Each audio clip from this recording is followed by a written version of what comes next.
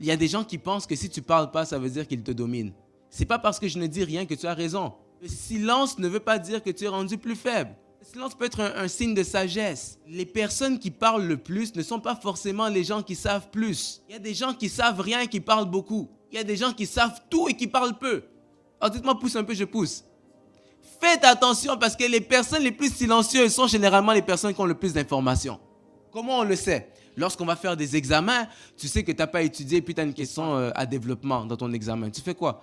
Comme tu sais que tu ne maîtrises pas le cours, tu écris tout ce qui te passe par la tête, même ce qui ne fait pas de sens. Pourquoi? Parce que quand on était au primaire, on nous a dit mieux vaut écrire n'importe quoi que ne rien écrire because we never know. Ça veut dire qu'il y a des personnes qui parlent beaucoup, pas parce qu'elles savent, mais parce qu'elles veulent donner l'impression qu'elles savent. Jésus savait très bien qu'il pouvait répondre que celui qui n'a jamais péché lance sa première pierre. Mais pourquoi il n'a pas répondu ça dès le départ? Il est d'abord resté silencieux. Il écrit à terre. On lui met la pression. Et c'est là qu'il se l'avait dit que celui qui n'a jamais péché lance la première pierre. Il y a des réponses que seul un temps de réflexion peuvent te donner.